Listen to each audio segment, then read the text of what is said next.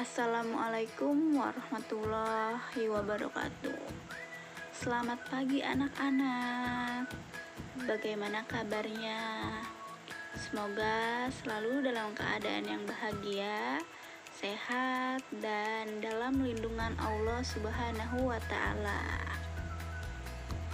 Sebelum kita memulai pembelajaran, alangkah baiknya kita membaca doa bersama-sama. Bismillahirrahmanirrahim. Robbi jidni ilman warjukni fahman. Amin. Ingat ya, walaupun anak-anak belajar dari rumah, anak-anak tetap melakukan sholat duha dan murojaah, yaitu Quran surat Al-Lail sampai Al-Balad. Hari ini kita akan belajar tema 1, pertumbuhan dan perkembangan makhluk hidup. Subtema 1, pembelajaran 4, 5, dan 6. Ada yang masih ingat tidak? Makhluk hidup itu apa sih? Makhluk hidup adalah suatu organisme yang dapat mempertahankan dirinya dari berbagai bentuk perubahan lingkungan dan dapat berkembang biak untuk melestarikan jenisnya. Makhluk hidup biasanya hidup tumbuh berkembang biak untuk mempertahankan keturunannya. Agar apa? Agar tidak punah dari muka bumi ini. Bagaimana ya cara makhluk hidup tumbuh? Manusia bertumbuh mulai kecil sampai dengan anak tersebut menjadi tua. Manusia sebagai makhluk hidup mengalami pertumbuhan. Hewan dan tumbuhan juga mengalami pertumbuhan. Tumbuh artinya bertambah ukuran, bisa tinggi dan berat tubuhnya. Manusia tumbuh dari bayi sampai dengan saat ini. Berat dan tinggi badannya bertambah dari tahun ke tahun. Misalkan, anak ayam yang baru menetes juga akan menjadi dewasa. Demikian juga dengan tumbuhan yang seiring waktu bertambah besar meninggi. Namun berbeda dengan hewan, pertumbuhan tumbuhan ditandai dengan bertambahnya batang dan daun. Setelah itu, kita akan menjaga kesehatan tubuh.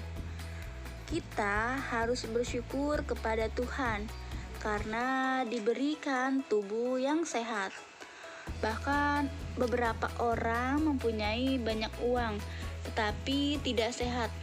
Pastilah tidak akan bahagia hidupnya. Lalu bagaimanakah cara menjaga kesehatan tubuh?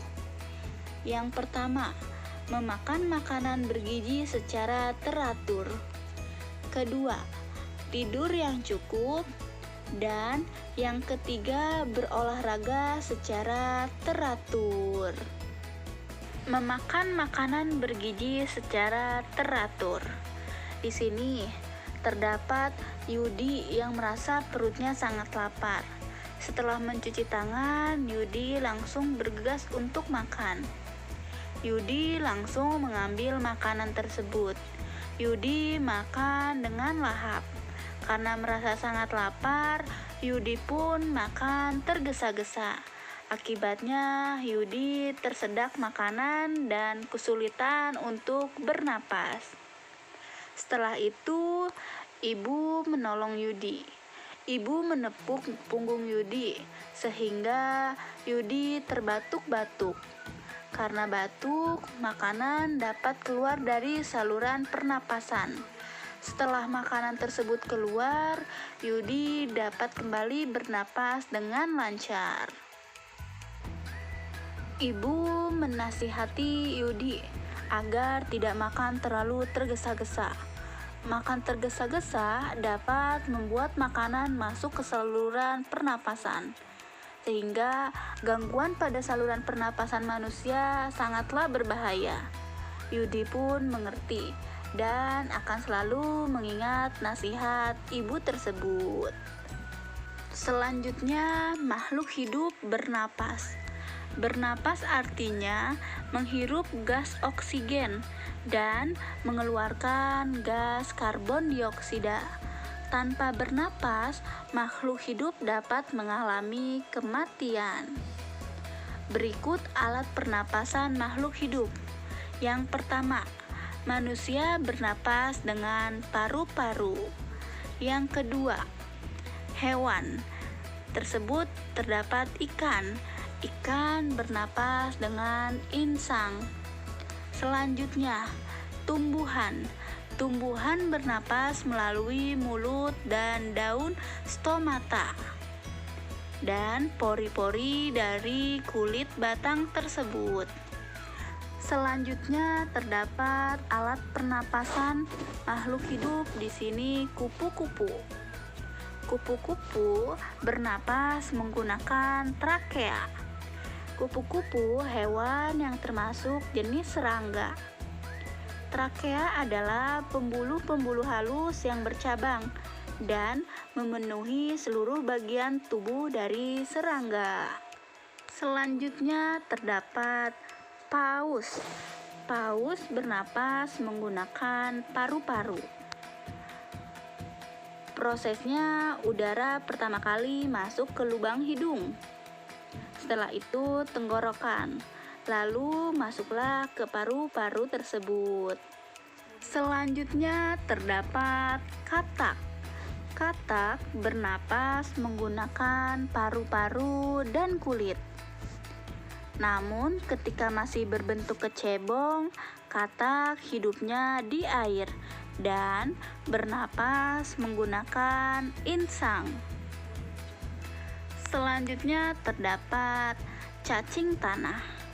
Cacing tanah bernapas menggunakan seluruh permukaan kulitnya.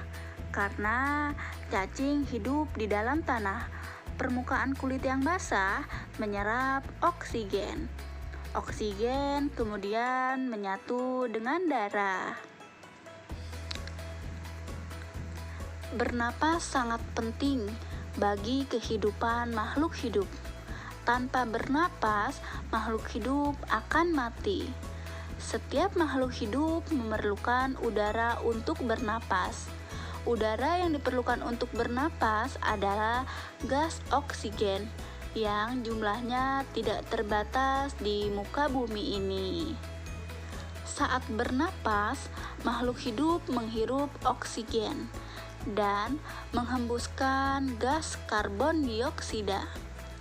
Gas oksigen yang kita hirup berasal dari proses fotosintesis tumbuhan.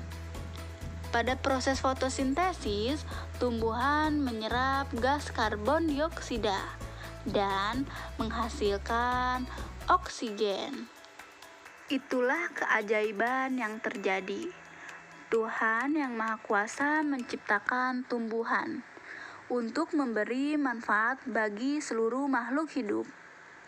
Tumbuhan tidak hanya menjadi sumber makanan, namun juga dapat menghasilkan oksigen yang dibutuhkan untuk seluruh makhluk hidup. Oleh karena itu, marilah kita selalu bersyukur kepada Tuhan atas karunia tersebut. Kita bersyukur karena Tuhan memberi kita paru-paru untuk bernapas. Kita bersyukur karena Tuhan menyediakan oksigen untuk bernapas. Dan kita harus mengungkapkannya rasa syukur tersebut dengan menjaga lingkungan dan merawat tumbuhan dengan baik. Baik, tugas hari ini anak-anak mengerjakan halaman 29, yaitu mengetahui alat pernapasan dari makhluk hidup. Cukup sekian pembelajaran hari ini, kurang lebihnya mohon maaf. Wassalamualaikum warahmatullahi wabarakatuh. Tetap semangat belajar dari rumah, tetap jaga kesehatan, dan jangan keluar rumah jika tidak berkepentingan. Wassalamualaikum warahmatullahi wabarakatuh.